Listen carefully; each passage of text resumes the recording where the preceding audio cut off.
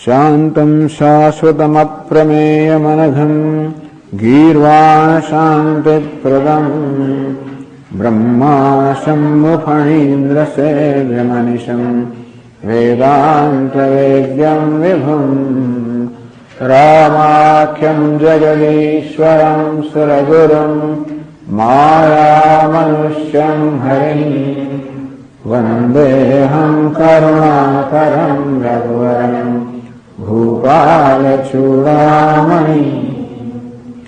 नान्या स्पृहा रघुपतेर्हृदये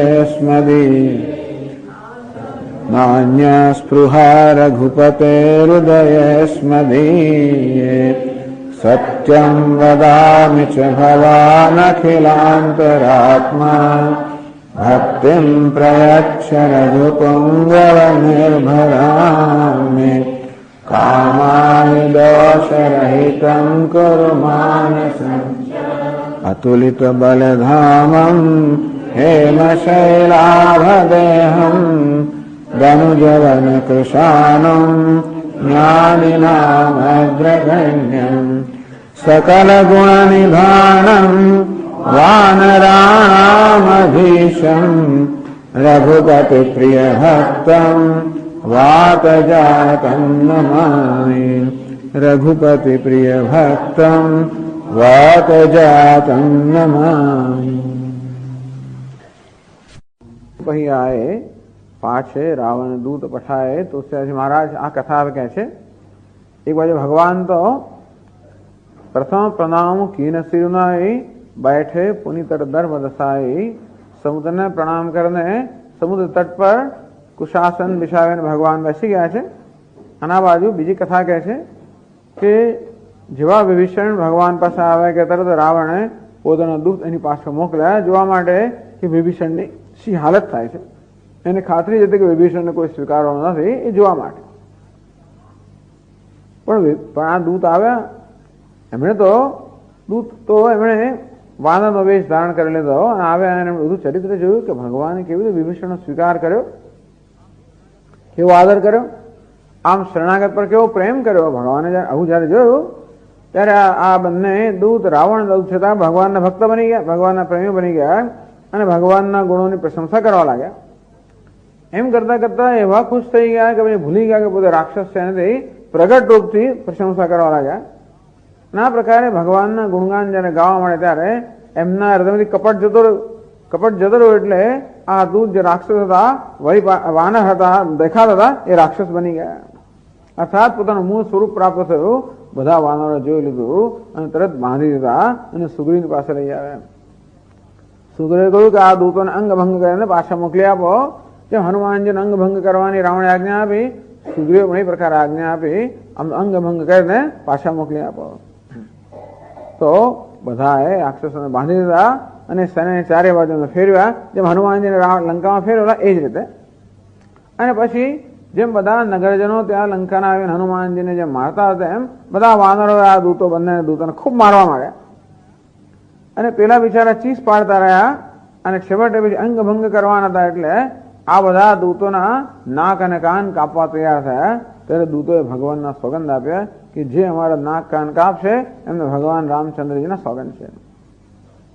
ભગવાનના સોગંદ આપે એટલે વાનરો કંઈ ના કરે।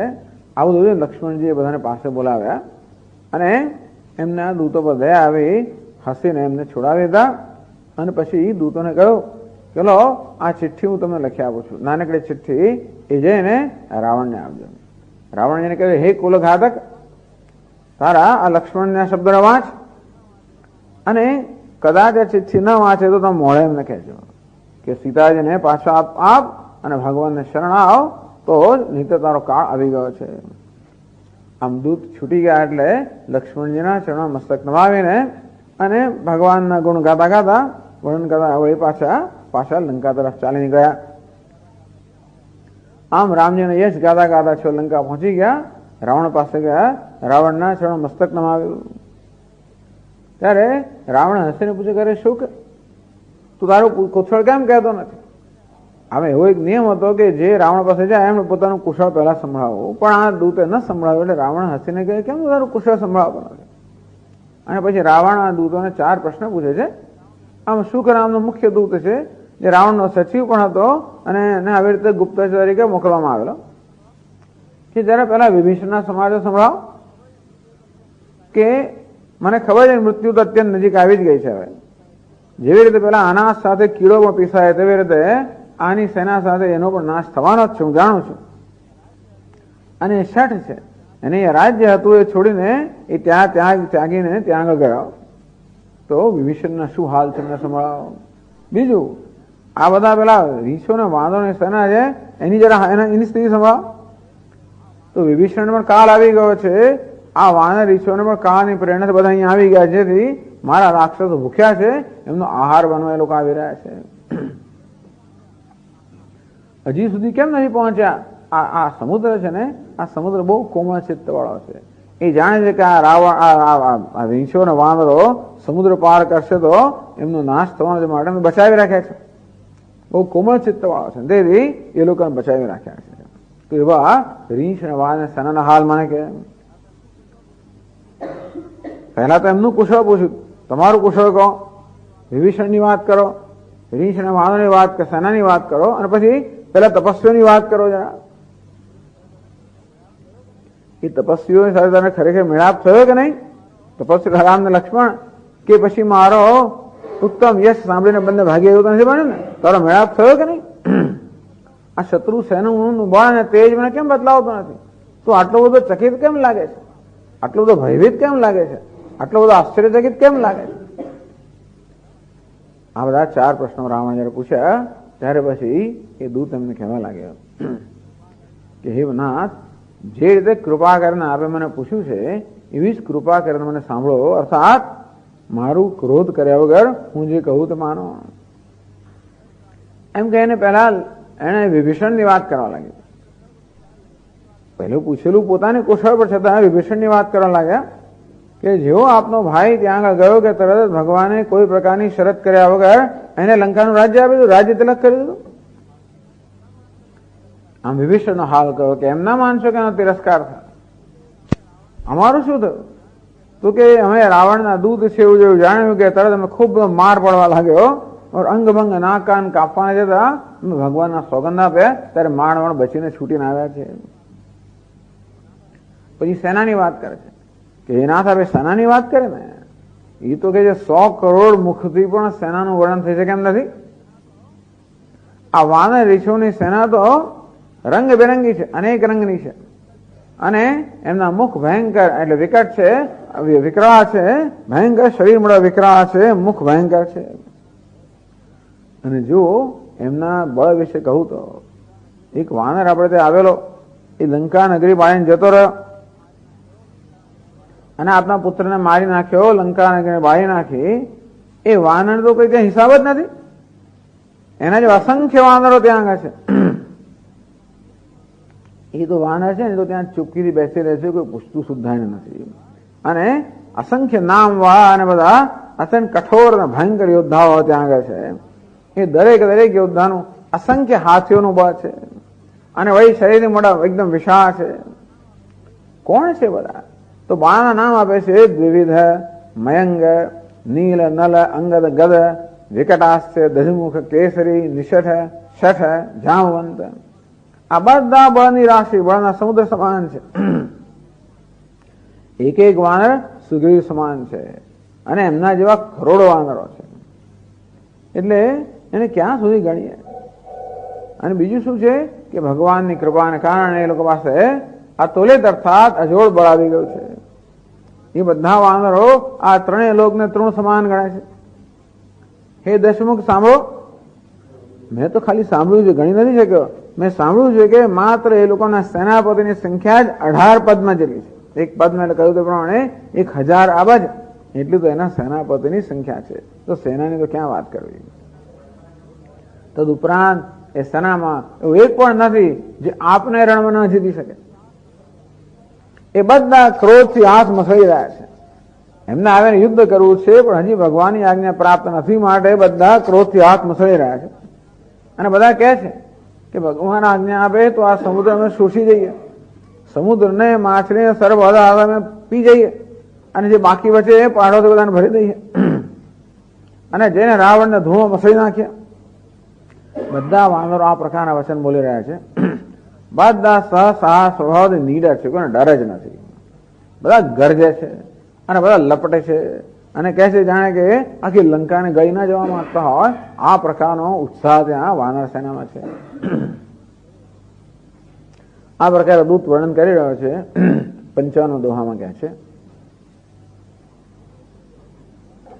સહજ સૂર કપિ ભાલુ સબ, સહજ સૂર પુનિ સિર પર પ્રભુ રામ, રાવણ કાલ કોટિ કહું, રાવણ કાલ કોટિ જીતી सकहि સંગ્રામ, જીતી સહજ સૂર કપિ ભાલુ સબ. આ બધા વાનરો છે બધા સહજ શુરવીર છે. બધા એટલે કોઈ પ્રકારના પ્રયત્ન વગર એ લોકો બધા શુરવીર છે. પુનિ સિર પર પ્રભુ રામ, વળી પાછા એમની છત્રછાયા સમાન ભગવાન રામચંદ્ર છે જેમની કૃપા એમને પ્રાપ્ત છે. ગિરિ તરુ નખ આયુધ સબ વીરા. આ બધા રાવણને વાનર રીંછોના આયુધો કયા છે? ગિરિ તરુ નખ, બસ પહાડ, વૃક્ષો, નખ, આ બધા એમના આયુધ છે. હરિમાર્ગ ચિતવહી સમતિ ધીરા. બધા લોકો ભગવાનને મનમાં ચિંતન કરતા કરતા માર્ગમાં જઈ રહ્યા છે. આ બધા એટલે સહજ શુરવીર છે અને બધાને ભગવાનની કૃપા પ્રાપ્ત છે. એ પછી કહે છે રાવણ કાળ કોટિ કહું જીત સકાઈ સંગ્રામ.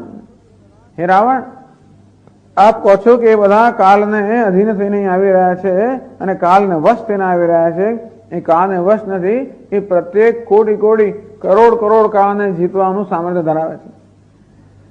આમ શત્રુ સૈન્ય છે એનું તેજ વગેરે કહ્યું. અને હવે તુલસીદાસજી મહારાજ આગળ વર્ણન કરે છે. 3 પ્રશ્નના ઉત્તર આપ્યા અને હવે આગળ રામજી 2 તપસ્વી વિશે પૂછેલું તો રામજી વિશે કહે છે. રામ તેજ બલ બુદ્ધિ વિપુલાય, રામ તેજ બલ શેષ સહસ સત सकहि न गाय, શેષ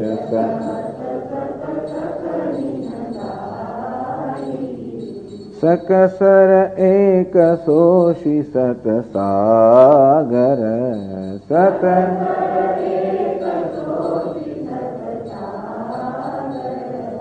तव भ्रात ही पूछे नयनागर, तव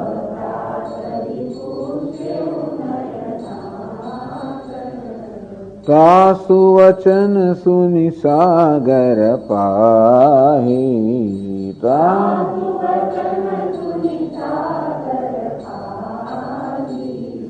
मागत पंथ कृपा मन माहि, मागत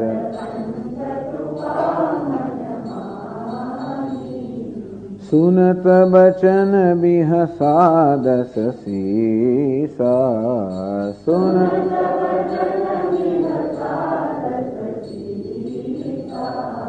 जो वसीमति सहाय कृत कीसा, जो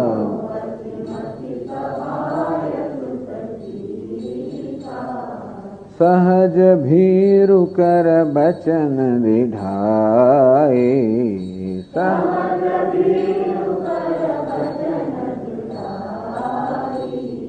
सागर सन ठानी मचलाए, सागर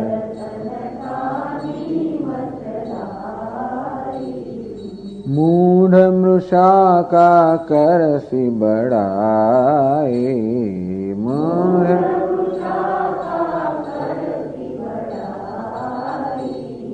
रिपु बल बुद्धि थाह मैं पाए, रिपु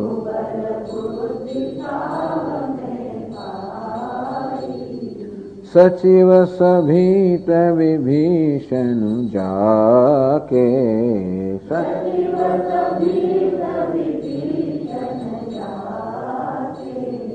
विजय विभूति कहाँ जगता के,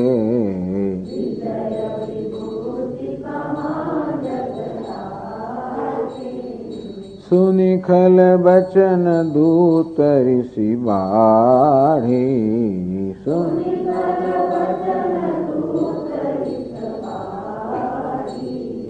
समय विचारि पत्रिका काढ़ी,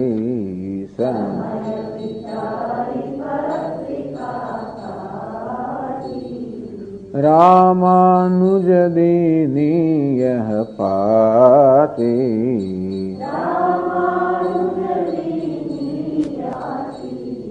नाथ बचाई जुड़ा बहु छाती,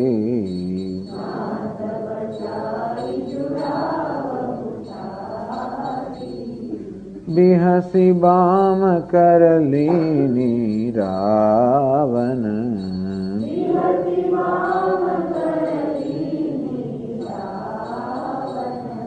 सचिव बोली सठ लाग बचावन,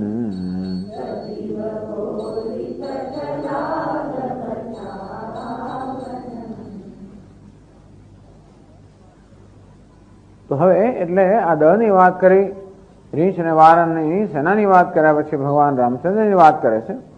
રામ તેજ બલ બુદ્ધિ વિપુલાય, તો ભગવાન રામચંદ્ર તેજ બળ અને બુદ્ધિની વિપુલતા, વિશાળતા, અધિકારી, તો ભગવાન રામચંદ્ર બળ બુદ્ધિ ને તેજની જે મહાનતા છે, વિપુલતા છે, શેષ સહત સક સકહી ન ગાય, એને તો સહસ શેષ સહસ સદ સહસ લાખ લાખો શેષ નાગ પણ એનું વર્ણન ના કરી શકે. ભગવાનના બળ બુદ્ધિ ને તેજનું વર્ણન તો શેષ નાગ છે ને એ ભગવાનના મહાન ભક્ત છે, અને ભગવાન તો એમના પર શયન કરે છે ને, એટલે દિવસ રાત ભગવાન જે છે ભગવાનની વિભૂતિ કે મહાનતાના સાક્ષી છે ને, દિવસ રાત સાક્ષી છે. અંતેથી ખરેખર ભગવાનની બળાઈ તો એ જ જાણે છે. અને શેષને એમ કહેવાય છે કે 1000 ફેણ છે, અને દરેક ફેણની અંદર 2 જીભ છે. આમ શેષ નાગ વર્ણન કરે તો 1000 મુખથી 2000 જીભથી વર્ણન કરે, એક 2 જીભ નહીં, એવા લાખ શેષ પ્રત્યેક 2000 જીભથી વર્ણન કરે તોય પણ આ ભગવાનના તેજ બળ અને બુદ્ધિ છે એનો પાર ન પામી શકે. આવું કહ્યા પછી રાવણને જરા ભૂમિકા સમજાવી, અને ભગવાનના હજી બળની વાત નથી કરતો પણ બુદ્ધિની વાત કરે છે. કહે છે ટીકાકાર કે રાવણને ત્યાં હંમેશા બળ અને તેજની જ હંમેશા કિંમત થાય, પરંતુ બુદ્ધિની બહુ કિંમત નહીં રાવણને ત્યાં. પણ દૂત કહે છે કે બુદ્ધિ બહુ મહત્વની છે, માટે ભગવાનની પહેલા બુદ્ધિની વાત કરે છે. રામ સકસર એક સોશી સતસાગર, તમ ભ્રાતહિ પૂછેયું નયનાગર. તમને બળની વાત કરીએ તો સકસર એક સોશી સતસાગર, એક સર એક જ બાણથી સેંકડો સાગરને શોષવા માટે સમર્થ છે. આવું સામર્થ્ય હોવા છતાં, અર્થાત દંડ આપવાની ક્ષમતા હોવા છતાં પણ તવ ભ્રાત અહીં પૂછેયું નયનાગર. નય એટલે કે ન્યાય, એટલે કે નીતિ. નયનાગર નીતિમાં નિપુણ, નીતિમાં નાગર નીતિમાં નિપુણ. આમ નીતિમાં નિપુણ જે ભગવાન છે, એમણે આ પ્રકારનું સામર્થ્ય પોતાની પાસે હોવા છતાં પણ એમણે આપના ભાઈને સલાહ પૂછી. તો આપના બુદ્ધિની વાત કરી અને તેજની બળની પણ વાત કરી કે આપના ભાઈની સલાહ પૂછી. આટલું બળ અને તેજ હોવા છતાં પણ આટલી વાત સાંભળી એટલે હવે રાવણને કહેવા માટે એક છિદ્ર મળ્યું. અત્યાર સુધી આ શુભ જે દૂત છે ને, એને એવી તર્ક સંગત અને એવી વાત કરેલી કે રાવણ એમાં દોષ કાઢવા માટે કે કઈ બોલી ના શકે. પણ જયારે આ પ્રકારે કહ્યું કે રામચંદ્રએ આપના ભાઈની સંમતિ પૂછી, ત્યારે હવે તાસુ બચન સુની સાગર પાહી કહે છે, તાસુ બચન સુની સાગર પાહી માગદ પંથ કૃપા મનમાહી. એ પણ કહ્યું. તેથી જયારે આપનો ભાઈ વિભીષણ સલાહ આપી કે પેલા સામ દંડ કરતા પહેલા સામ એટલે કે સમજાવટથી કામ લેવું જોઈએ. તેથી વિભીષણની સલાહ માને ભગવાન આ સમુદ્રને સમજાવી રહ્યા છે. તાસુ વચન સુની સાગર પાહી, આ ભગવાન સાગર પાસે ગયા માગદ પંથ, અને સાગર પાસે માર્ગ માગી રહ્યા છે. ક્રોધથી નહીં, કૃપા મનમાહી. એ ક્રોધ કરે તો સેંકડો સાગરને શોષી શકે એમ હોવા છતાં પણ ક્રોધ નહીં, પરંતુ કૃપાથી એ સાગર પાસે માર્ગ માગી રહ્યા છે. બસ આ રીતે કે જોયું, અહીંયા આગળ તો વિભીષણની સલાહ કે વિભીષણના અભિપ્રાયની કોઈ કિંમત જ નહોતી. વાસ્તવમાં વિભીષણે છેલ્લે પોતાનો અભિપ્રાય આપ્યો તો લાતમાને કાઢી મૂકવામાં આવ્યો, તો અહીં વિભીષણનું શું કિંમત, કોઈ કિંમત નહોતી. અને ત્યાં જો કેવી કિંમત છે, ત્યાં સુધી કે ભગવાને બે તો જાણે સુગ્રીવ તો કઈ ના બોલ્યા, પણ વિભીષણ આ પ્રકારની સલાહ આપી ત્યારે લક્ષ્મણજીએ સખત વિરોધ કર્યો, અને તોય ભગવાને પોતાના નાના ભાઈના વિરોધને ન ગણ્યો અને આપના નાના ભાઈની સલાહ એમણે સ્વીકારી. વિચાર કરો, એટલે એનું કેવું, એટલે આપણે એમ કે આ વિભીષણની શું હાલત થઈ હશે, એનો કેવો તિરસ્કાર નહીં થયો. જેવો ગયો કે તરત ભગવાને રાજ્ય તિલક કર્યું, અને તિલક કર્યા પછી તો મિત્ર બની ગયો, સેવક બની ગયો, સચિવ બની ગયો, અને માટે તરત સલાહ પૂછી. એટલું જ નહીં, પરંતુ એની સલાહને માન્ય રાખી અને પોતે આ સમુદ્રને શોષવાનું સામર્થ્ય ધરાવવા છતાં પણ કૃપા કરીને વિનંતી એની સામે કરી રહ્યા છે. આટલું સાંભળ્યું રાવણને કશું કહેવા મળે તક મળે. એ માણસ એમ કશું સાંભળીને સમજવાનો પ્રયત્ન કરે જ નહીં. સીધો ને સીધો સાંભળે એટલે કોઈનો કોઈ અભિપ્રાય પર આવી જ જાય, અને એની એક જ રીત કે જે સામે કહે છે એમાં છિદ્રાન્વેષણ કેમ કરવું, એમાં દોષ કેમ કાઢો, બસ આ જ એની રીત. તો કહ્યું તે પ્રમાણે અત્યાર સુધી શુકે એવી સાવધાનીથી વાત કરેલી કે રાવણ કોઈ છિદ્ર ન શોધી શક્યો, પરંતુ શુકે જયારે આમ કહ્યું કે આપના ભાઈની એને એનો અભિપ્રાય પૂછ્યો, એની સલાહ માની, વિનંતી કરી રહ્યા છે, એટલે એને બોલવાનો અવસર મળી ગયો. સુનત વચન વિહસા દસ સીસા. આ સાંભળીને રાવણ હસ્યો. વારંવાર હસવું, મશ્કરી કરવી, ઉડાવી દેવું, આ માટે વારંવાર રાવણ હસે. જો અસીમતી સહાય કૃત કીસા. તું બધી બુદ્ધિની વાત કરે છે, તું આ તપસ્વી બહુ બુદ્ધિમાનની વાત કરે છે, તો કે હા એની બુદ્ધિ હું સમજી ગયો. એની આવી મહાન, જેની આવી મહાન બુદ્ધિ, એ આ બધા કિસ્સા એટલે કે વાનોની સહાય કોણ માંગે? આ પ્રકારની બુદ્ધિ ધરાવનાર બીજા કોની સહાય, વાનોની સહાય માંગે છે. એની બુદ્ધિ મેં જોઈ લીધી. એ કહે છે સમાનશીલ વ્યસનેશુ મૈત્રી. મૈત્રી કોની વચ્ચે હોય? સમાનશીલ વ્યસનેશુ મૈત્રી. જેનું શીલ અર્થાત ચારિત્ર સમાન હોય અને વ્યસન અર્થાત શોખ વગેરે સમાન હોય, એ લોકો વચ્ચે મૈત્રી હોય. અને તેથી આ વાના રીછોમાં મૈત્રી કરી એ બધી નક્કી થઈ જાય છે કે ભાઈ એનું વ્યસન કેવું છે, એનું આચરણ કેવું છે, એની બુદ્ધિ કેવી છે. પણ કોઈ વળી વાનરને પોતાની સહાયમાં રાખે, વાનર કોઈને સહાય કરી જ ના શકે અને કોઈની સહાય માંગે પણ નહીં. પરંતુ આ તારા તપસ્વી છે, એની બુદ્ધિનો તાગ મને આવી ગયો. સહજ ભીરુ કર વચન દીઢાઈ, સાગર સનઠાની મચલાઈ. સહજ ભીરુ. આ વિભીષણ કેવો છે? ભીરુ છે, ભયભીત છે, ડરપોક છે, સહજ ડરપોક છે. અને આ ડરપોકનું વચન જે છે એ વચનને સમર્થન આપવા માટે, એના વચન લક્ષ્મણના કહેવા છતાંય પણ એના વચનને પુષ્ટ કરવા માટે બસ સાગર સનઠાની મચલાઈ. મચલાઈને એટલે કે હઠ કરીને સાગરની સામે બેસી ગયા તમારા તપસ્વી. એનામાં શું પડે છે? પહેલા બુદ્ધિની નિંદા કરી કે શું બુદ્ધિ છે કે આ વાંધોની સાથે એમણે મિત્રતા કરી, શું બુદ્ધિ છે કે આ વાત ડરપોકની સલાહ માની, અને શું એનું બળ છે કે ડરપોક છે. તો ડરપોક હંમેશા ડરપોક જેવી સલાહ આપે હંમેશા. અને કહે છે કે એક તો પેલો ડરપોક વિભીષણ, જેણે સમુદ્ર માટે સમુદ્રને વિનંતી કરવાની વાત કરી, અને બીજા ડરપોક તારા તપસ્વી, જેની સલાહ માનીને વિનંતી કરે છે. કહે છે કે આ બધા લોકો તને હવે સમજ પડી ને કેમ એને કાઢી મૂકવામાં આવ્યો, શા માટે એની સલાહની કોઈ માન્યતા ન હતી, આવી સલાહ આપે છે. અને માટે મૂળ મૃષાકા કરસી બડાઈ. તું તો મૂળ છું એ શું કે તો ખોટી ખોટી આ લોકોને બડાઈ કરે છે, ખોટી ખોટી મોટાઈની વાતો કરે છે. કોઈ મોટા એમનામાં છે નહીં, હું જાણી ગયો છું. રીપુ બલ બુદ્ધિ થા હમાય પાય. આ શત્રુના અબ્બા અને બુદ્ધિનો તાગ મેં કાઢી લીધો, તું મને શું કહેવાનો હતો?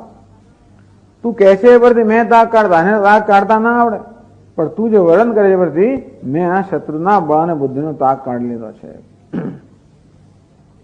તું એમ માને છે કે આ બધા આ સમુદ્રને શોષણ કરવાને કારણે જીવ જંતુઓ પર બિચારા ત્રાસ થાય માટે આ માંગે છે એવું નથી, ભયથી માંગે છે.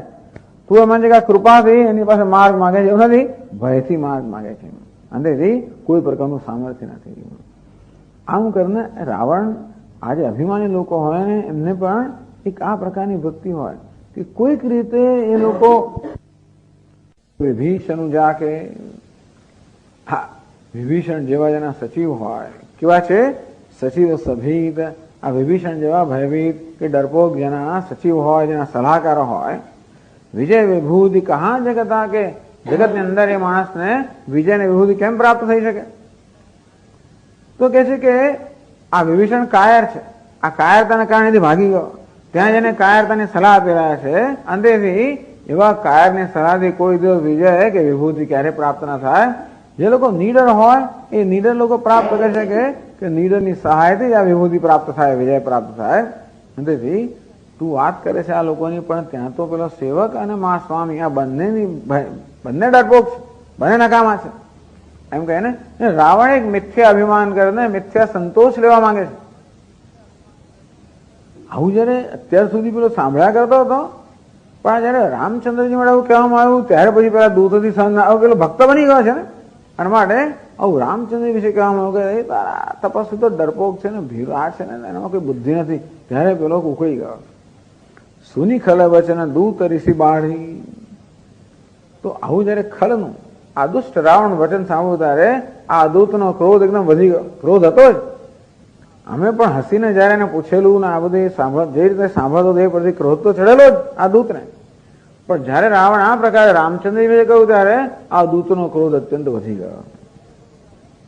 સમય વિચારી પત્રિકા કાઢી, એટલે કે હવે આ પત્રિકા કાઢવાનો સમય છે.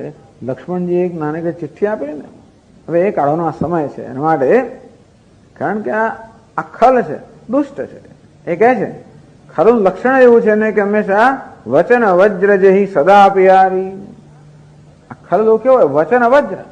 આ પોતાના વચન અર્થાત એ શબ્દોને વજ્રી હંમેશા વાપરે અને લોકોને હૃદયમાં હંમેશા આઘાત કરતા હોય છે આ ખલ લોકો.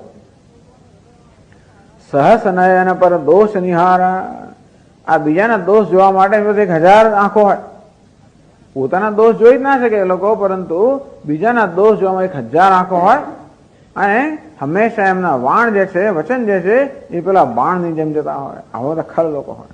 બસ બરોબર રાવણ આ જ કરી રહ્યો છે.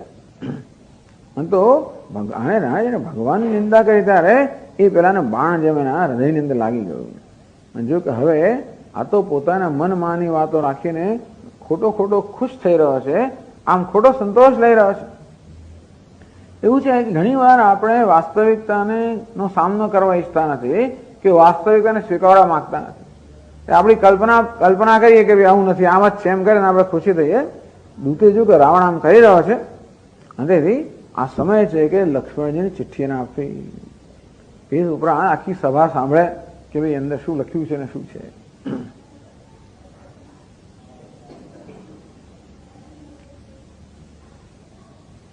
એમને કહો અંદર કે વાત ના કરે. રામાનુજ દીની યહ પાતી નાથ બચાએ જુડા હોઉ છાતી. હે નાથ, રામાનુજ દીની યહ પાતી, આ રામજીના નાના ભાઈએ આ ચિઠ્ઠી આપી છે. નાથ બચાએ જુડા હોઉ છાતી. આ વાંચો કે વંચાવો અને આપણી છાતીને શાંત કરો. એ ક્રોધ આપને આવી ગયો છે ને, એ અશાંતિને શાંત કરો. આ ચિઠ્ઠી વાંચશો ને એટલે શાંત થઈ જશે. આ રામાનુજ શબ્દનો પ્રયોગ કરે લક્ષ્મણ માટે. તાસુ અનુજ કાટે શ્રુતિનાશા સુનિત ભગિની કરહી પરિહાસા. આગળ કહ્યું હતું કે દૂતો આગળ રાવણને કહેલું કે નાનો ભાઈ છે ને એમણે આપની બહેનના નાક કાન કાપી લીધા. જયારે જોયું કે આ રાવણની બહેન છે ત્યારે એની મશ્કરી કરવા લાગ્યા અને છેવટે આપની બહેન હોવાને કારણે નાક કાન કાપી નાખ્યા. એટલે યાદ દેવડાવ્યું કે આ રામાનુજ કોણ છે જેને આવું કરેલું હતું, અર્થાત જેને આપને પડકાર ફેંકેલો એ આ છે. તો રાવણ એકદમ ક્રોધાયમાન થઈ ગયો છે અને કહ્યું કે જરા રામાનુજનું નામ સાંભળીને જરા છાતી ઠંડી થાય કે નહીં આ કોની સામે આપણે વાત કરી રહ્યા છે, અથવા તો આ ચિઠ્ઠીમાં બહુ સરસ વાત કરેલી છે, એ વાત જો આપ માનશો તો જરૂર આપનું કલ્યાણ થશે. એ પ્રકારે પણ આપના હૃદયને શાંત કરો. તો નાથ બચાય જુડાવો છાતી, હે નાથ આ વંચાવેને આપની છાતીને શાંત કરો, હૃદયને શાંત કરો, ક્રોધ શાંત કરો, મનને શાંત કરો. વિહસી વામ કર લીની રાવણ, વળી પાછો વિહસી, આ કેટલી વાર હસ્યો? ત્રીજી વાર હસ્યો. દૂતને જોઈને હસ્યો, દૂતની વાત સાંભળીને હસ્યો, આ ચિઠ્ઠીની વાત સાંભળીને હસ્યો. બેસી વામ કર લીની રાવણ, આ રાવણે ડાબા હાથે ચિઠ્ઠી લીધી, જમણા હાથે પણ નહીં, એમ કરીને અનાદર દેખાડ્યો, ડાબા હાથે ચિઠ્ઠી લીધી. અને વળી પાછો એ માણસ વાંચે નહીં. સચિવ બોલી સઠ લાગ, સઠ છે ને તે, અને તેથી પોતાના મંત્રીને બોલાવીને કે તું વાંચ, મંત્રી પાસે વંચાવે, પોતાના વાંચે. આમ ડાબા હાથમાં ચિઠ્ઠી લીધી અને મંત્રી પાસે વંચાવે છે. જોને એમ હસે છે કે શું આ કરવાના હતા, ચિઠ્ઠી મોકલી દીધો. કારણ કે સ્વયં તો આવી શકે એમ છે નહીં, આ સમુદ્રનો આ પ્રકારનો અવરોધ હોવાને કારણે સ્વયં આવી શકે નથી, અને માટે મારા દૂતની સાથે ચિઠ્ઠી મોકલી છે, ચાલ વાંચ એમ કહીને એની પાસે વંચાવે છે. 56માં દોહામાં કહે છે, બાતન મન હિર જાય સઠ, જની ઘાલ સિકુલ ખીસ,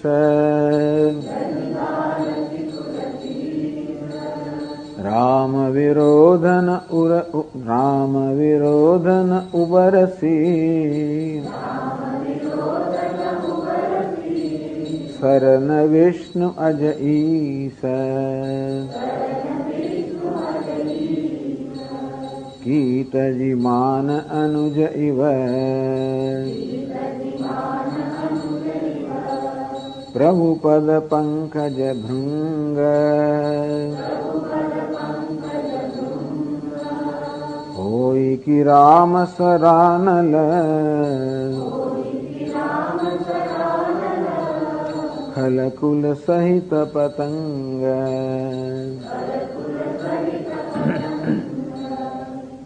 તો લક્ષ્મણજીની ચિઠ્ઠી છે. બાત અને મન રીઝાઈ સઠ, હે શઠ હે ખલ, તું તારી ખાલી વાતોથી તારા મનને ખુશ ના કરીશ. રાવણ માત્ર વાતો કરી કરીને ખુશ થવા માંગે છે કે બસ, એટલે ટૂંકમાં એ વાસ્તવિકતાનો સામનો કરવા માંગતો નથી, અને વાસ્તવિક આ ખાડા કાન કરે. એક મનુષ્યની ટેવ હોય છે. સ્વામી દયાનંદજી મહારાજ કે ઘણા લોકોને ટેવ હોય, સ્વામી there is no problem, there is no problem, that's a problem, કશો પ્રોબ્લેમ જ નથી. એટલે હોય બસ, એવું નથી કે પ્રોબ્લેમ જ પ્રોબ્લેમ. ઘણા લોકો એમ હોય છે કે બસ કશું પ્રોબ્લેમ સિવાય કશું છે જ નહીં, જયારે જોતા દુઃખ, એ બરોબર નથી. અને કેટલા લોકોને કશો પ્રોબ્લેમ દેખાય જ નહીં, એ બરોબર નથી. ટૂંકમાં જ્યાં આગળ જીવનમાં હોય છે, પ્રશ્ન નથી હોતા એમની, મુશ્કેલી હોય છે, અને મુશ્કેલી છે જ નહીં કોઈ એવું માનવું એ પણ ખોટું છે, અને મુશ્કેલી સિવાય કશું નથી એ માનવું એ ખોટું છે. રાવણ કહે કશી મુશ્કેલી જ નથી, એટલે કહે છે બાત અને મન રીઝાય સઠ, એ સઠ તારા મનમાં આ પ્રકારે માનીને તું તારે ખુશ ના થઈશ. જની ઘાલ કુલ ખીસ, જની એટલે નહીં થાય, કુલ ખીસ, ખીસ એટલે પાયમાલ, તારા આખા કુલને પાયમાલ કરી નાખીશ. જો અત્યારે તું આ રીતે ખાલી મિથ્યાભિમાનમાં રહીશ અને આ વાત નહીં સાંભળે તો તારા કુલને તું નાશ કરવા માટે કારણભૂત બનશે. તારા એકના દોષને કારણે તારા સમગ્ર કુલનો નાશ થવાનો છે. તો હનુમાનજીમાં પહેલા કહેલું હતું કે લક્ષ્મણજીને હનુમાનજી કહેલું કે રાવણ આવી ટેવ જ છે કે જાત જાતની વાતો કરીને એમને ખુશ થયા કરતો હોય છે. એ લક્ષ્મણજીને ખબર છે, પણ વ્યવસ્થિત સમય આવે ને, રાવણ પર આવી રીતે આ પેલું વિભીષણ તો ડરપોક છે, રામજી ડરપોક છે, આમ એમ કરીને ખુશ થવામાં એ જ સમય ચિઠ્ઠી આવે કે નહીં, આ પ્રકારે ખોટી વાતો કરીને તો ખુશ ના થઈ. આ સમય ખરેખર તો વાતો કરીને રીઝાવા માટેનો નથી. રામ વિરોધન ઉબરસી, રામ ઉબરસી એટલે તારું તું ઉગરી નહીં શકે. રામજીનો વિરોધ કરીને તું ક્યારેય બચી શકવાનો નથી. આમ મને ખબર છે કે દુનિયામાં બધાનો વિરોધ કરેલો છે, કોઈ બાકી નથી બચ્યું. તું બચી ગયો અત્યાર સુધી, પરંતુ આ રામચંદ્ર વિરોધ કરીને તું ઉગરી શકવાનો નથી. શરણ વિષ્ણુ અજય ઈશ, તું વિષ્ણુ અજય ઈશ, અજય એટલે બ્રહ્મા, ઈશ એટલે કે શિવજી. તું તો બ્રહ્મા, વિષ્ણુ કે શિવજી કોઈની પણ શરણાગતિ લે છે. અત્યાર સુધી વિષ્ણુનું નામ નથી આવ્યું અત્યાર સુધી, કારણ કે બ્રહ્માજીને રીઝાવેલા છે, શિવજીને રીઝાવેલા છે, હરિ તેમના દુશ્મન છે. તો તો રામચંદ્ર તો બ્રહ્મા વિષ્ણુ અને શિવજી બધાનું અધિષ્ઠાન છે ને, પરમ બ્રહ્મ છે.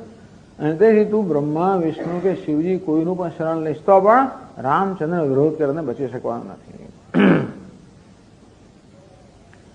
કીતજી માન અનુજૈવ, લક્ષ્મણજી કહે રાવણને કે મારી સલાહ છે, અનુજૈવ તારા નાના ભાઈએ જેવી રીતે બધું માન ત્યાગીને ભગવાનનું શરણ ગ્રહણ કર્યું, પ્રભુપદ પંકજ ભૃંગ એ પ્રકાર તું પણ ભગવાનના ચરણ કમળનો ભૃંગ એટલે ભ્રમર બની જા.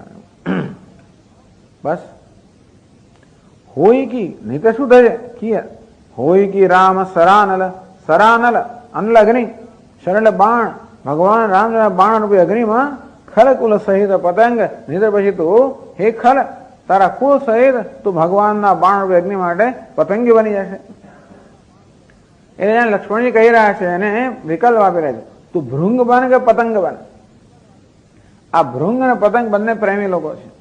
ભૃંગ છે મધનો પ્રેમી છે અને એ મધનો પ્રેમી હોવાને કારણે હંમેશા આનંદમાં રહેતો હોય છે. જે પતંગ છે ને અગ્નિનો પ્રેમી છે, તેથી એ અગ્નિમાં પડે નાશ પામતો હોય છે. હે રાવણ, તે કહેતો ભૃંગ બન કે પતંગ બન, કે તો ભગવાનના ચરણરૂપી કવનનો ભૃંગ બનીને સતત એમાં રમણ કર અને આ દે તું તારું કલ્યાણ કર, અથવા તો ભગવાનના બાણરૂપી અગ્નિમાં તું પતંગી બનીને ઝંપલાવ, એમ કરીને તારા સહિત તારા સમગ્ર કુળનો નાશ કર. યથેચ્છસે તથા કરું, તક મળ્યા તને જે પ્રકાર યોગ્ય લાગે તે પ્રમાણે તું કર. આવી જાતનું જયારે સાંભળ્યું ચિઠ્ઠી ત્યારે આગળ કે વર્ણન કરે છે. સુનત સભય મન મુખ મુસુકાય, સુનત સભય મન कहत दसानन सबहि सुनाए, कहत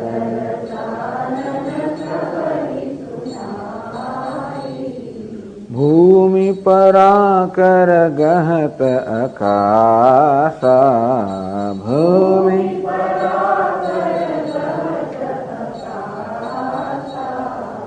लघुतापस कर बाग बिलासा,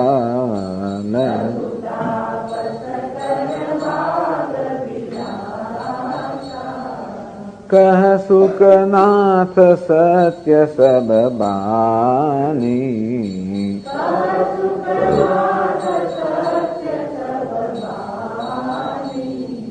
समझहु छाड़ी प्रकृति अभिमानी,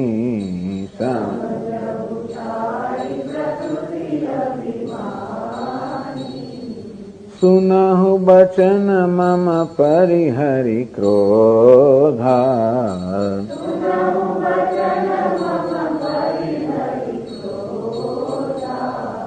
नाथ राम सन तजहु विरोधा,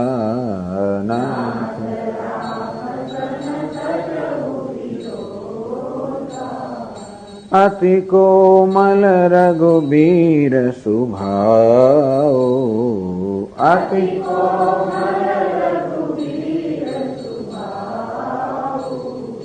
यद्यपि अखिल लोक कर राओ, यद्यपि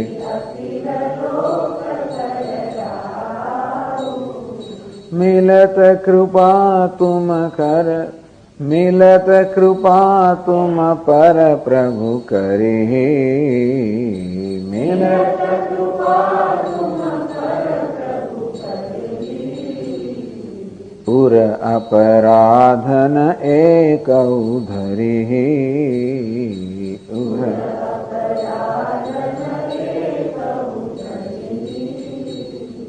जनक सुता रघुनाथ ही दीजे,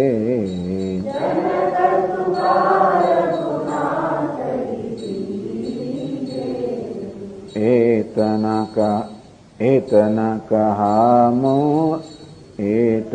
कहा मोर प्रभु कीजे, एतना कहा मोर प्रभु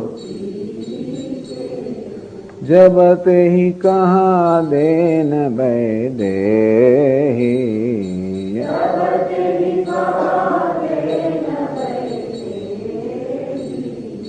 चरण प्रहार कीन सठते ही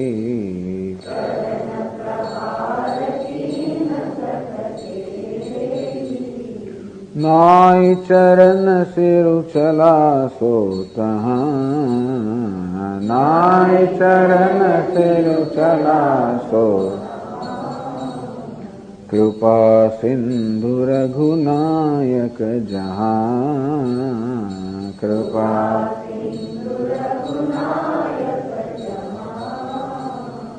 करि प्रणाम निज कथा सुनाए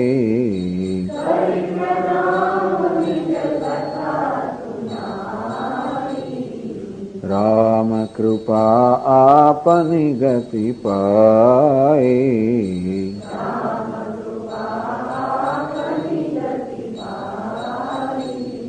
ऋषि अगस्त्य की साप भवानी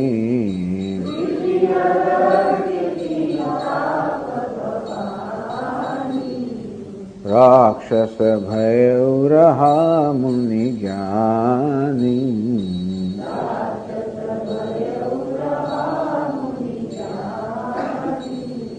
बंदी राम पद बारहि बारा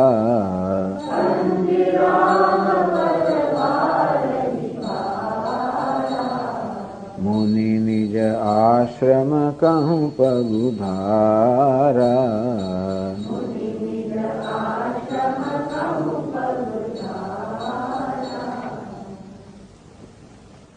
तो आ प्रकारे જ્યારે લક્ષ્મણની ચિઠ્ઠી વાંચીને સંભળાવવામાં આવી કે રાવણ પાસે બે વિકલ્પ છે, એક તો ક્યાં તો ભૃંગ બને કે પતંગ બને, અર્થાત ક્યાં તો ભગવાનના ચરણ કમળની શરણાગતિ સ્વીકારીને પોતાના જીવનનું કલ્યાણ કરે અને કુળનું પણ કલ્યાણ કરે, અથવા ભગવાનનું વૈર સ્વીકારીને પોતાનો કુળનો નાશ કરે. સુનત સભય મન, આ સાંભળીને રાવણ ડરી ગયો, મનમાં ભય જમ્યો ખરો. કહત મુખ મુસુકાય, પણ શઠ છે ને, મનસ્યન્યત વચસ્યન્યત કર્મણ્યન્યત દુરાત્મના. તો મનસ્યન્યત મનમાં એક વસ્તુ હોય, વચસ્યન્યત વળી વચનમાં બીજી વસ્તુ હોય, કર્મણી અન્યત કર્મમાં ત્રીજી વસ્તુ હોય. મન વચન કર્મ બધું જુદું જુદું હોય, નામ છે દુરાત્મા, ખલ દુષ્ટ.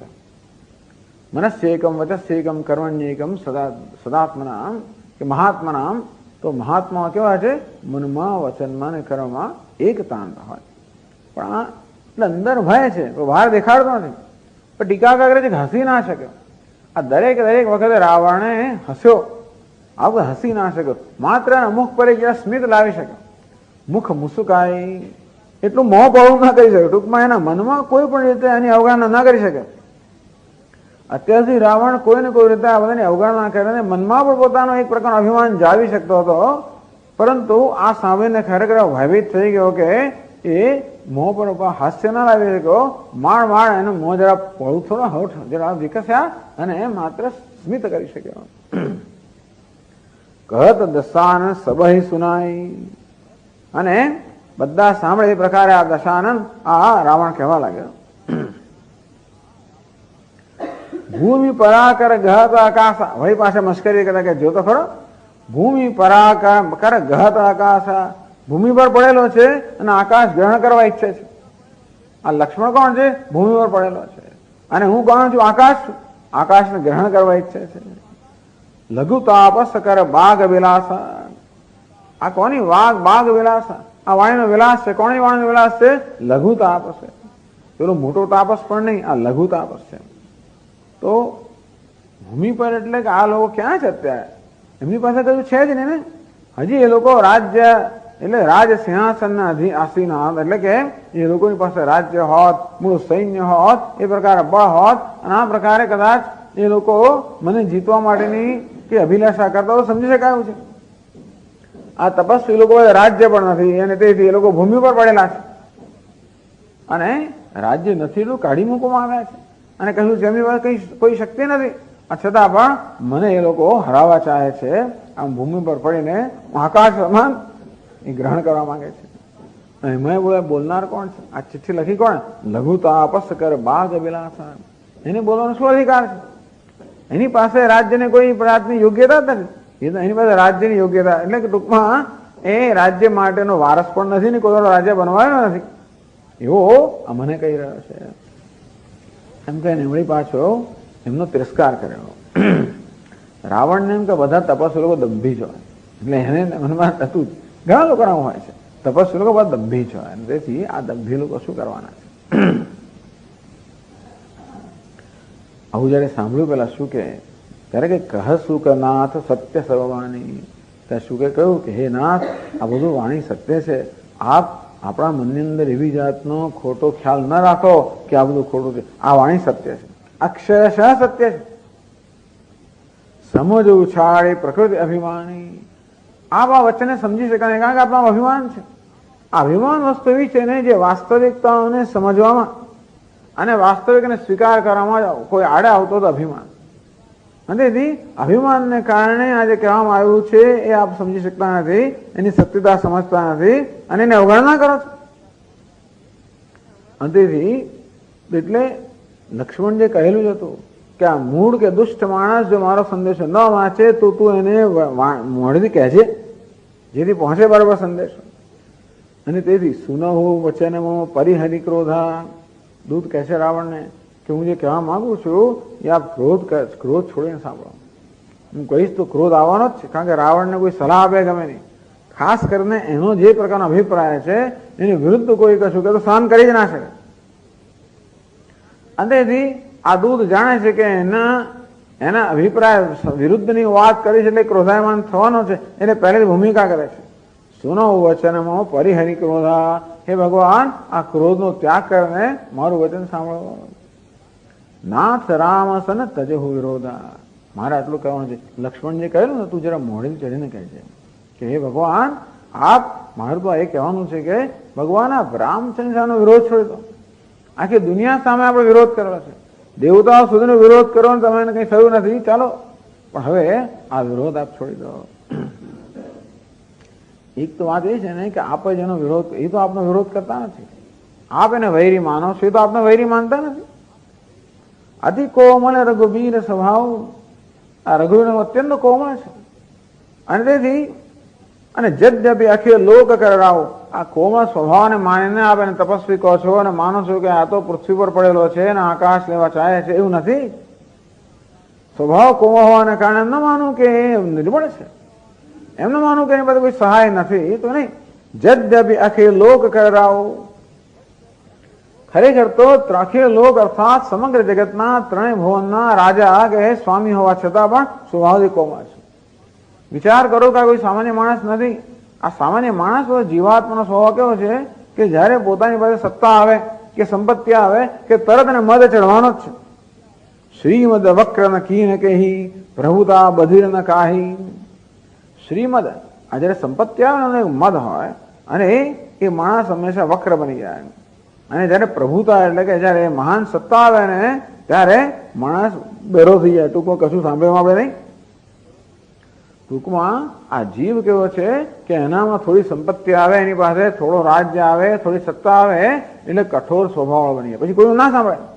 તો વિચાર કરો કે આ તો ત્રણેય લોકના સ્વામી હોવા છતાં પણ કોમળ સ્વભાવ વાળા છે. એ જ બતાવે છે કે એ કોઈ જીવાત્મા નથી, એ તો સ્વયં ઈશ્વર છે. એટલે અતિ કોમલ સ્વભાવ રઘુવીર સ્વભાવ. આ રઘુવીરનો અત્યંત કોમળ છે. મિલત કૃપા તુમ પર પ્રભુ કરી. જો આપ એને જેને મળશો અને એમની શરણાગતિ સ્વીકારશો તો જરૂર આપણા પર કૃપા કરશે. આપના નાના ભાઈ પર કૃપા કરી તેવી રીતે આપના પર જરૂર કૃપા કરશે. પૂરો અપરાધ અને કોઈ કહે કે ભાઈ મને મારા પર કૃપા કરી શકે, કેટલા અપરાધ કર્યા છે તો વિભીષણ પર તો કૃપા કરી આપના પર કૃપા કરશે. અપરાધ તો અનેક આપે કરેલા જ છે ને, એમાં શંકા જ નથી. એમણે કશું કર્યા વગર એની પત્નીનું અપહરણ કરી ચૂક્યા છો આપ. અને એ રીતે અનેક બધા અપરાધ આપ કર્યા છે જે ખરેખર ક્ષમા કરવા યોગ્ય નથી. એ દંડ માટે યોગ્ય જે પ્રકારના અપરાધ આપ કરેલા છે અને છતાં પણ એનો સ્વભાવ એવો કોમળ છે કે આવા અપરાધ એવા અને શઠ એવા આપ પણ જઈને જો એમના ચરણ ગ્રહણ કરશો તો જરૂર આપના પર કૃપા કરશે. પૂરો અપરાધ અને એ કહું ધરી અપરાધની કોઈ સજા નહીં કરે, કોઈ પ્રકારનો અપરાધનું ધારણ નહીં કરે અને આપનો સ્વીકાર કરશે. બધી ક્ષમા પ્રાપ્ત થઈ જશે. जनक सुता रघुनाथ ही दीजे, एतना कहा मोर प्रभु कीजे। बस जनक सुता रघुनाथ ही दीजे, आ रघुनाथ जी ने जनक सुता आप पाछे आपी दो। ओ दूत कहे छे, જેને કહી રહ્યો છે કે આખી જિંદગી તો હું આપનું સાંભળ્યું છે, મેં ટૂંકમાં અત્યારે હંમેશા મેં આપનું કહ્યું જ કર્યું છે. એક વસ્તુ એવી છે જે હું આપને વિનંતી કરું છું, આપને નિવેદન કરું છું, એક વાત મારી સાંભળો. એ દૂતને પણ અધિકાર હોય, હંમેશા જે વચન જે કહ્યું કરતું એને પણ અધિકાર છે ક્યારેક કહેવાનો, અને એ પ્રકારના અધિકાર નહીં રૂએ આ દૂત એને કહી રહ્યો છે કે મારી એક વાત આપ માનો કે આ સીતાજીને રામચંદ્રને પાછી આપી દો.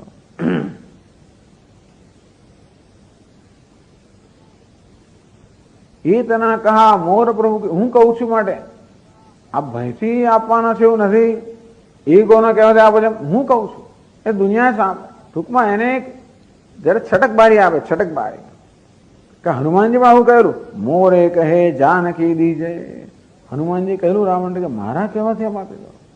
વિભીષણમાં કહ્યું તાત ચરણ ગહી માં ગૌ રાખો મોર દુલાર, સીતા દેહુ રામ કહ અહિત ન હોય તુમાન. વિભીષણ પણ કહેલું કે મારી એક વાત માનો અને આપ સીતાને પાછી આપી દો. ટૂંકમાં બધા લોકો કે ભાઈ આપના તરફથી આપ નથી પાછી આપતા, ભયથી પાછી નથી આપતા, એને કહેવાથી નથી આપતા, મારા કહેવાથી આપો.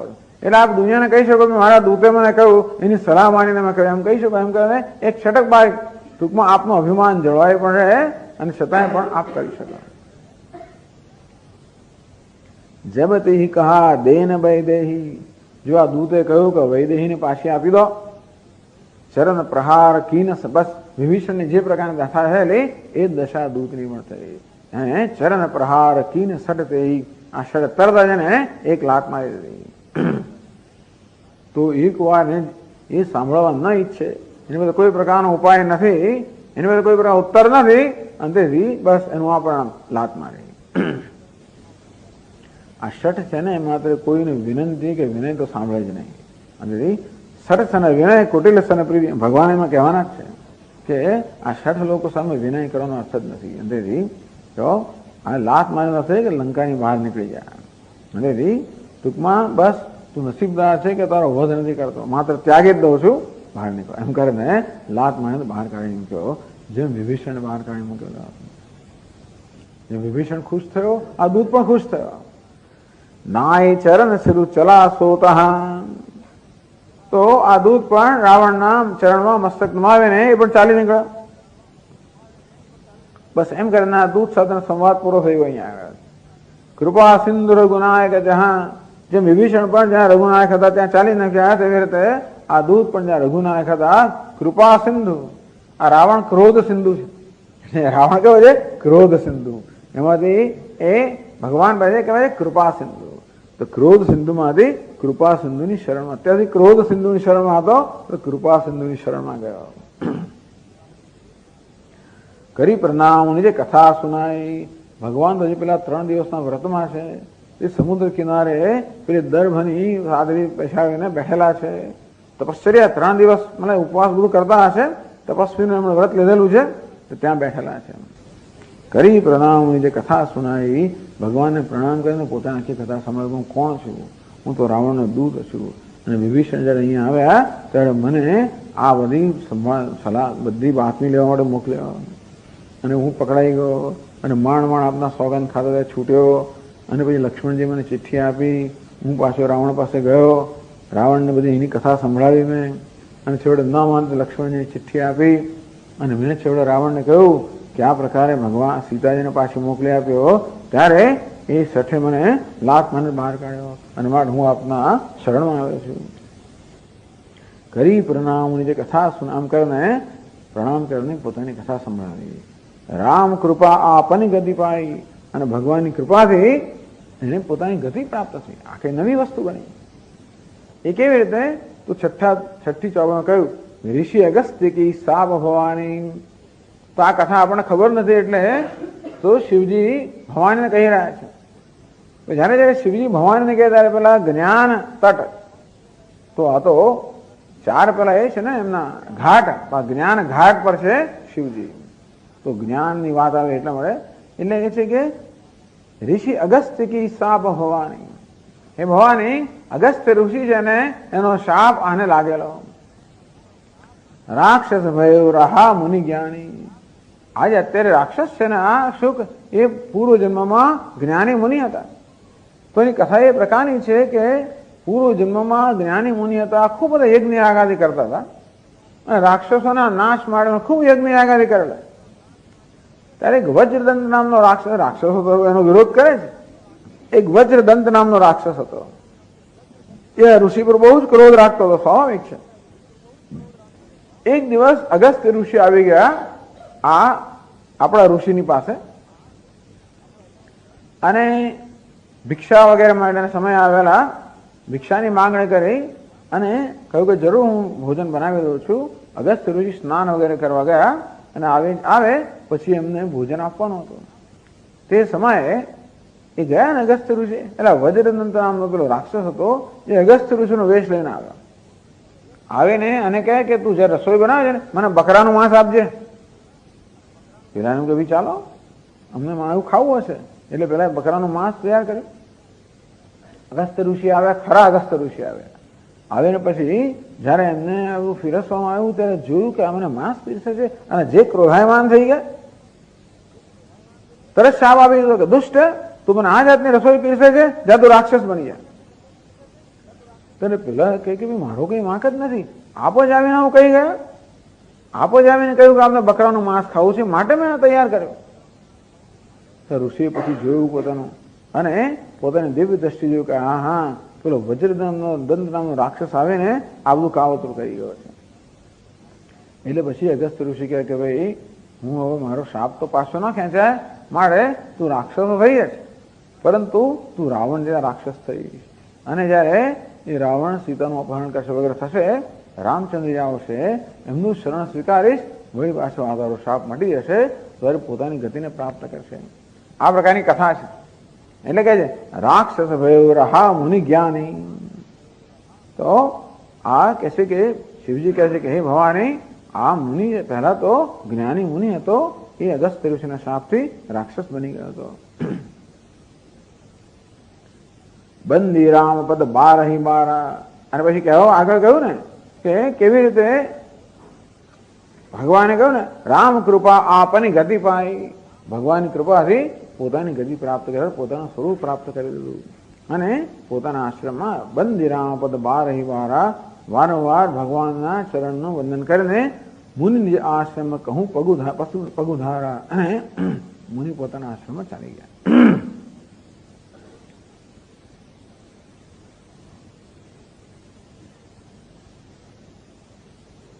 57 દોહામાં કહે છે. એટલે આ એક પ્રસંગ પૂરો થયો. આજે રાવણના દૂતનો પ્રસંગ પૂરો થયો. હવે તુલસીદાસજી મહારાજ થોડો પ્રસંગ ભગવાન જે સમુદ્ર કિનારે બેઠેલા છે અને સમુદ્રને વિનંતી કરી રહ્યા છે એ પ્રસંગને પાછો ઉઠાવે છે. કહે છે વિનયન માનત જલધિ જડ વિનયન ગયે 3 દિન બીતી બોલે રામ સખો પતબ ભય બિનુ હોય ન પ્રીતિ.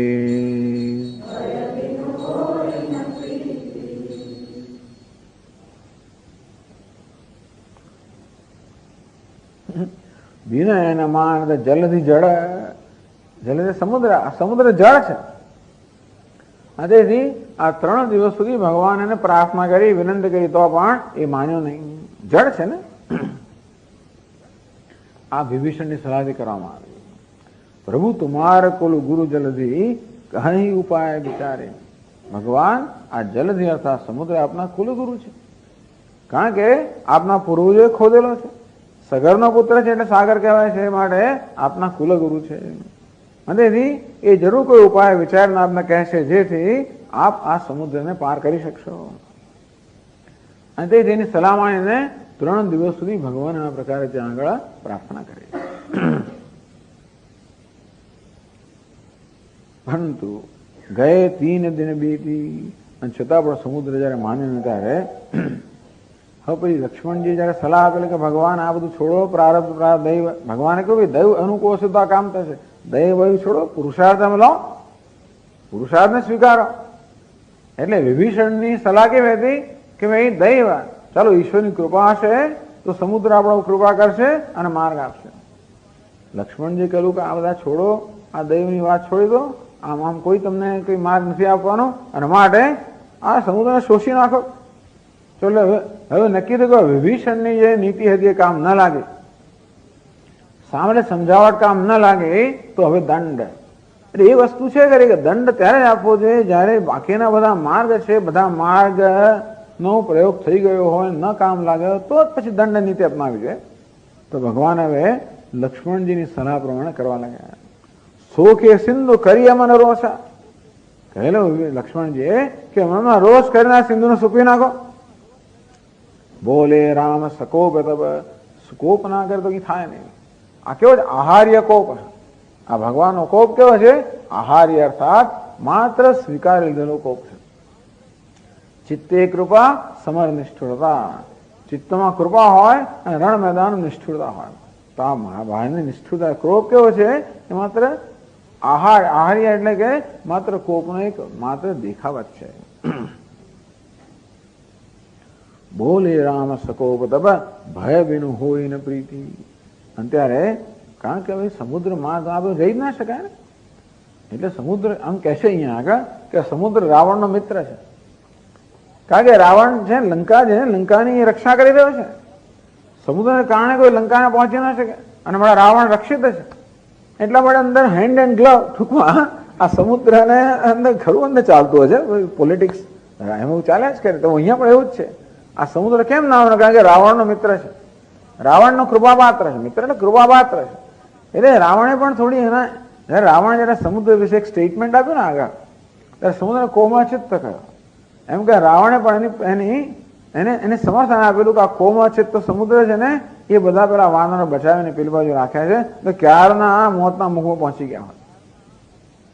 અને તેથી આ સમુદ્ર ને એટલે હવે રાજનીતિ આવી ને, તો સમુદ્ર ને રાવણ થોડા મળી ગયેલા હોવાને કારણે સમુદ્ર કઈ ભગવાનને સહકાર આપવાનો નથી. અંતેથી બોલે રામ સકોપ, અંતેથી કોપ સહિત ભગવાન બોલ્યા. ભય મૃદુલ ચિત્ત સિંધુ બિચારા, એવું કહેલું આગળ રાવણે. અંતેથી આ ભય વગેરે આપણે પ્રેમ કરવાનો નથી. અંતેથી તમે સમજાવ્યા કરશો તો કઈ પ્રેમ નથી કરવાનો. એટલે જડ લોકો છે ને બધા, એટલા માટે એવા જ વાત છે. ભય બિનું હોય ને પ્રીતિ. અને એમાં સમુદ્રને કશું મેળવવાનું ને, જો સમુદ્રનો કંઈક સ્વાર્થ હોત તો બરાબર, પણ સમુદ્ર એ કશું મેળવવાનું છે, શું કરવા સહકાર આપે? અંતેથી એ કે પ્રીતિ કરવાનું નથી. તો હવે એ કથા આગળ કહે છે અહીંયા. લોકો આખી દુનિયા વિચારે કે હિન્દુસ્તાનના લોકો જે છે ક્યારે ગુસ્સે થાય, શું થાય તો આ લોકોના મનમાં કંઈક ઉત્તેજિત કેવું થાય? આટલું થયું તો પણ ઉત્તેજના છે જ નહીં. એટલે દુનિયા આખી વિચારે ઉત્તેજ ક્યારે આ લોકો કશું કરે, શું એમને થાય તો કશું કરે. આમાંનું 10મા ભાગ તો પેલા ઇઝરાયલ આવે ત્રાટકી ગયો હતો, કેટલું આમ તેમ કરી નાખ્યો હોત, અને હજી પણ બિચારા અને આખી દુનિયા કોઈ સાંભળતી જ નથી. પહેલાનું પેલું વર્લ્ડ ટ્રેડ સેન્ટર જાણે કે એમના ઘરમાં કઈ થયું, આખી દુનિયા જાણે કે થઈ ગયું, હિન્દુસ્તાન પણ કે અમારા ઘરમાં કઈ થઈ ગયો, ઓહો હો. અને આ આટલું ભારતમાં બન્યું ને, છાપા સુદ્ધા માળ જ આવ્યું હતું. ત્યાં તો એક નાનકડો ઉલ્લેખ આવ્યો, એમને કોઈ પડી જ નથી. એમને પેલો બિન લાદેન ને શું થયું ને એને બસ એનાથી છાપો ભરેલા હોય, અને આટલું પાર્લામેન્ટમાં થયું એની કોઈ નોંધ ભાગ્યે જ લેતા હોય. બધા લોકો હિન્દુસ્તાન કે ભાઈ તમે જરાક થોડુંક રિસ્ટ્રેઇન રાખો, તમે કાબુ રાખો, તમે ઉતાવળું પગલું ના લેશો, તમે આમ ના કરશો. પેલા તરત જાહેર કર્યું કે અમે આ લોકોનો નાશ કરી નાખીશું. માત્ર ત્રાસવાદીઓ નહીં પણ ત્રાસવાદીને રક્ષણ આપનાર લોકોનો પણ નાશ કરી નાખે. કારણ કે તમે સંયમ રાખો, સંયમ રાખો, સંયમ રાખો. પાકિસ્તાન પાસે કે અમને તમે જે બધી તમે આને માટે જે ઇન્વેસ્ટિગેશન કરો છો એમાં અમને સાથે રાખો, શત્રુને સાથે રાખવા, તો બધી બાતમી અમને સોંપો, તમે અમારી સાથે કામ કરો. કઈ જાતની વાત છે? દુનિયા વગેરે હવે તમે પાકિસ્તાનને સાથે રાખી નાખો અને એના નિર્ણય પર આવો. આ બિચારા નબળા લોકોનું કોઈ બેલી હોતું જ નથી. આખી દુનિયા સ્વાર્થ પર ચાલતી હોય છે, અને તમે પોતે જ્યાં સુધી સબળ ના થાવ ત્યાં સુધી કોઈ તમને મદદ કરવાનું, સ્વાર્થ હોય તો મદદ કરે. કોઈને સ્વાર્થ હોય તો મદદ કરે. અને તે અહીંયા જ શીખ્યું, જયારે કોઈ સ્વાર્થ ના તો કોઈ માણસ મદદ ના કરે, ભય સિવાય બીજો કોઈ ઉપાય જ નથી. તેથી જ્યાં સુધી આપણે જાત જાતની વાતો કરીશું, અમે સામ દામ એવું કંઈ ચાલવાનું છે એવું લાગે છે અત્યારે, પણ એટલે રામચંદ્રને પણ લાગી ગયું કે આમાં અંદર મળેલા છે, અંદરથી આ સમુદ્ર કે આપણે સહકાર આપવાનો નથી. અને માટે જો ભય નહીં દેખાડીએ તો પ્રીતિ થવાની નથી. તો આગળ વાત કરે છે, લક્ષ્મણ બાન સરાસન આનું, લક્ષ્મણ બાન સરાસન સોખો બારિધિ બિસિખ કૃષાનું,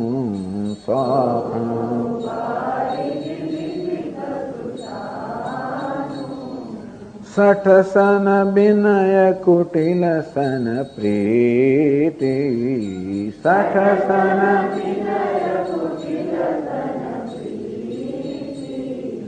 સહજ કૃપિન સન સુંદર નીતિ, સહજ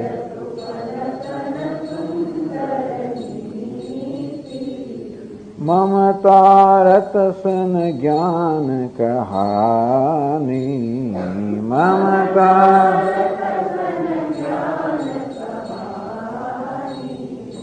અતિ લોભી સન બિરતિ બખાની, અતિ લોભી ક્રોધી સમકામી હરિ કથા, ક્રોધી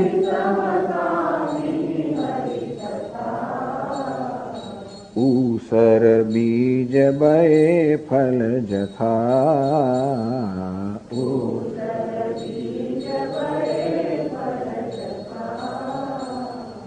अस कही रघुपति चाप चढ़ावा, अस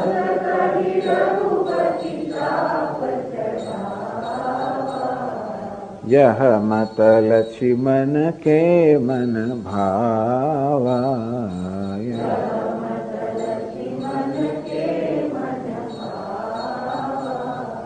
संधाने प्रभु बिसिख कराला, संधाने प्रभु उठी उदधि उर अंतर ज्वाला, उठी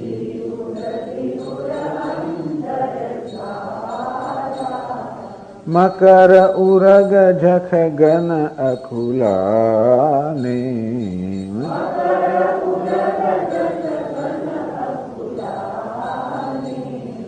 जरत जंतु जल निधि जब जाने,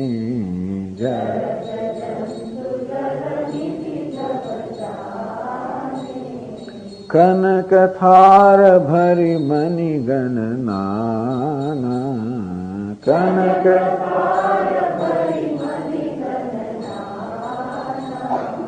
विप्र रूप आयु तजिमाना,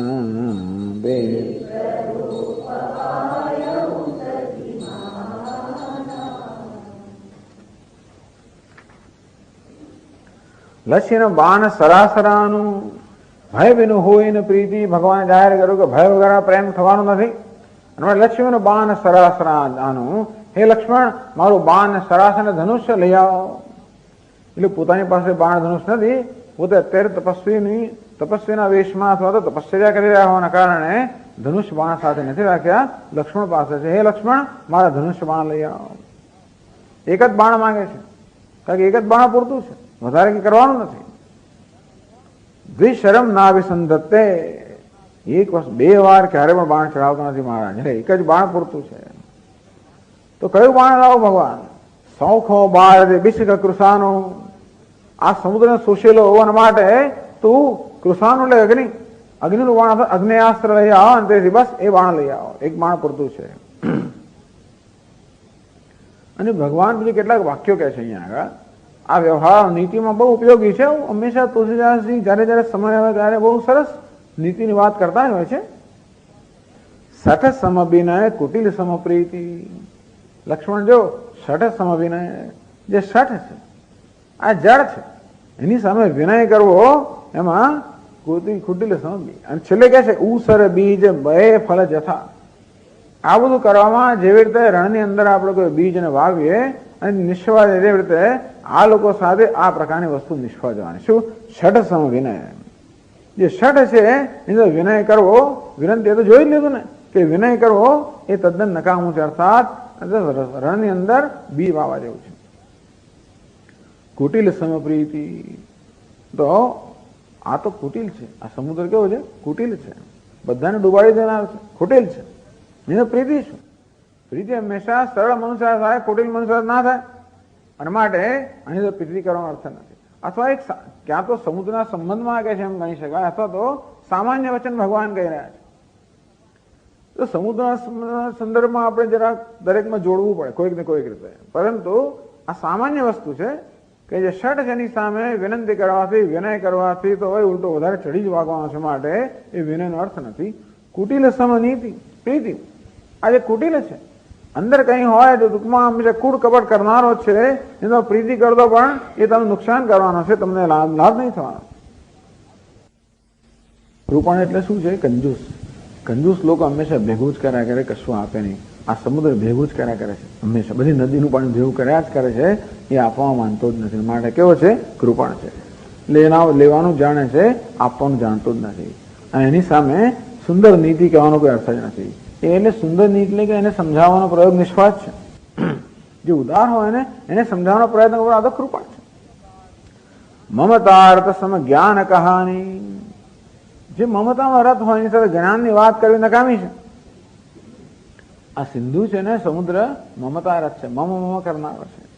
એને શું કર્યું છે? પોતાના બધા પાણીને ખારું જ બનાવી દે, કોઈ લે જ નહીં ને. પાણી એવું ખારું કરી નાખ્યું જેથી કોઈ પાણીનો ઉપયોગ જ ના કરી શકે. અને તેથી બસ મારું મારું કરીને રહેલો છે. અને તેથી આની સામે આ જ્ઞાનની વાત કરવાનો કોઈ અર્થ જ નથી. ટૂંકમાં જ્ઞાનની વાત કરે સમચિત તત્વ. જ્યારે મનુષ્યનું ચિત્ત સમાન હોય, અર્થાત એનામાં એ પ્રકારની નિષ્પક્ષતા હોય અને તેથી નિરપેક્ષતા હોય અને વસ્તુ જેવી છે તે પ્રકારની સમજી શકવાની મનની જયારે અવસ્થા હોય અને પછી જ્ઞાનની વાત કરે તો બરાબર છે. તો જ્ઞાનની વાત ક્યાં આગળ કામમાં લાગે? જે મન ઓબ્જેક્ટિવ અર્થાત જે વસ્તુ જેવી છે તે જોઈ શકતું હોય. મમતાનો અર્થ એ કે એક જગ્યાએ આસક્તિ છે અને બીજી જગ્યાએ દ્વેષ હોવાનો. હવે રાગ દ્વેષ વાળો જે મન છે એ જ્ઞાનની વાત ન સમજી શકે. આ સમુદ્ર આવો જ છે, મમતા વાળો છે, માટે એ જ્ઞાનની વાત નહીં સમજે. પછી અતિ લોભી સમ બિરતિ બખાણી, અત્યંત લોભી હોય સામે તમે વૈરાગીની વાત કરો એ પણ ચાલવાનું નથી. ટૂંકમાં આ કેવો છે? લોભી છે. અને તેથી એની સામે વૈરાગીની વાત કરવી, થોડો માર્ગ આપ. જીવન બહુ તો માંગ્યું નથી ને, આટલા સમુદ્રમાં ખાલી આ લોકોને જવા પૂરતો જ માર્ગ માંગ્યો છે, એટલું આપવા પણ તૈયાર નથી. તો કે નિર્લોભી પુરુષો એને વૈરાગ્યની વાત કરો તો જરૂર એ કામ લાગે, આને કામ નથી લાગવાની. એટલે થોડું માંગ્યું એની પાસે પણ એ પણ કામ નહીં લાગે. એને સમજાવ્યો એ પણ કામ નહીં લાગે. ક્રોધી સમ, આ ક્રોધી મનુષ્યોને તમે સમતાની વાત કરો કે શમની વાત કરો, શાંતિની વાત કરો. ક્રોધી મનુષ્યને શાંતિની વાત કરો કે શાંતિ જાળવ, શક્ય જ નથી. આ સમુદ્ર ક્રોધી છે. કેમ ક્રોધી છે? આખો દાડો ગર્જના જ કરે, દિવસ રાત ગર્જના કર્યા જ કરતો હોય છે. તેથી એને તમે શાંતિ ક્યાં? એને શાંતિની વાત કહીએ કોઈ દિવસ પણ એ કામ લાગવાની નથી. અને માટે એને થપ્પડ લગાવો તો જ કામ લાગશે. બાકી એટલે કે જે ક્રોધ રહિત પુરુષ છે ને એ શાંતિનો અધિકાર છે, આ ક્રોધી મનુષ્ય નહીં. કામી હરિકથા, જે કામી હોય ને હરિકથા કોઈ ના ચાલે. કામીને હંમેશા કામી નારી પિયારી જમી. આ કામી હોય ને નારી અર્થાત પોતાના કામના વિષયની કથા સારી લાગે અને હરિકથા સારી ના લાગે. કામી હરિકથા, આ સમુદ્ર કામી છે. કેમ? હજારો નદીઓનો પતિ છે ને, તેથી કામી છે. દરેક સમુદ્રમાં દરેક મને સંગતિ બેસાડેલી છે કે સમુદ્ર કામી છે, ક્રોધી છે. હજારો નદીઓનો પતિ છે માટે કામી છે. આખો દડો ગર્જના કરે માટે ક્રોધી છે. જરાય માર્ગ આપવાનો નથી માટે લોભી છે. અને એનું પાણી ખારું કરી નાખ્યું છે, કોઈ લઈ જ ના જાય માટે મમતા વાળો છે, કૃપણ છે, કુટિલ છે. આમ દરેક સમુદ્રમાં બધી સંગતિ લગાડી. તો સિંધુ કામી છે માટે હંમેશા એ પોતાના કામનાના વિષયનું ચિંતન કરે. હરિકથામાં એ કોઈ તો રતી ના હોય.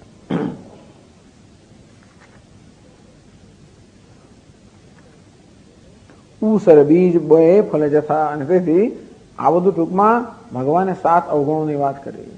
જે અવગુણો 7 એટલે કયો? પહેલા સઠ સમ વિનય શઠતા, કુટિલ સમ પ્રીતિ કુટિલતા, સહજ કૃપિને સમ કૃપણતા, મમતા અર્થ સમ જ્ઞાન કહાની મમતા, અતિ લોભી લોભ, ક્રોધી સમ ક્રોધ, અને કામી સમ કામ. કામ, ક્રોધ, લોભ, મમતા, કૃપણતા, કુટિલતા અને શઠતા. આ 7 દુર્ગુણો જે છે એ કહેવામાં આવ્યા જે ભગવાનની ભક્તિમાં બાધક છે. આ 7 સમુદ્રમાં છે માટે ભગવાનનો ભક્ત નથી. અથવા તો સઠ સમ વિનય. આ શઠની સામે વિનય કરો. શઠ એટલા માટે કે રાવણનો મિત્ર છે, તેથી આપણને માર્ગ નથી આપવા માંગતો એવું હોવાને કારણે કે આપણે એ જ માત્ર સમુદ્રને લાગુ પડે, બાકીના 6 બધાને માટે કહેવામાં આવે એમ પણ કહી શકાય. તો આ પ્રકારે 7 વસ્તુની સુંદર વાત કરી તુલસીદાસ મહારાજે. અસ કહી રઘુપતિ ચાપ ચઢાવા. ટૂંકમાં રઘુપતિએ પોતે હવે જે કરવાના છે, જે પગલું લેવાના છે એ માટેની પૂરતા કારણો કયા એમ કહીને રઘુપતિ ચાપ ચઢાવા. રઘુપતિએ પોતાના ધનુષ પર બાણ ચઢાવ્યું, આગ્નેયાસ્ત્ર ચઢાવ્યું. યમત લક્ષ્મણ કે મન ભાવા. આ લક્ષ્મણને ગમ્યું, કારણ કે એમને આ જોયું હતું ને કે રોષ કરીને સિંધુનું સૂકવી નાખો. ભગવાન આમ જયારે કર્યું ત્યારે હવે લક્ષ્મણને સારું લાગ્યું. બાકી અંદરથી ઘણી વાર વિરોધ થયા કરતો હોય છે. ભલે મોટા ભાઈ હોય, બધી ચરણ ચાપતો હોય, બધું કરતો હોય, છતાંય પણ અંદરથી કઈ કારણ કે સ્વભાવ જુદો છે ને.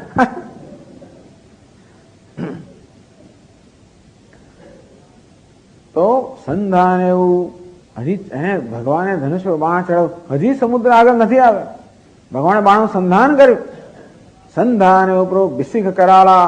ભગવાને કરાલ અર્થાત ભયંકર બાણનું અનુસંધાન જયારે કર્યું ત્યારે ઉઠી ઉદધી ઉર અંતર જ્વાલા. ત્યારે ઉદધી અર્થાત સમુદ્રના અંતરમાં જ્વાળા ઉઠવા લાગી. અંદરથી જ્વાળા ઉઠવા લાગી. કારણ કે વડવા ન લાવી ગયો, નીચેથી ઉપર અંદરથી જ્વાળા ઉઠવા લાગી.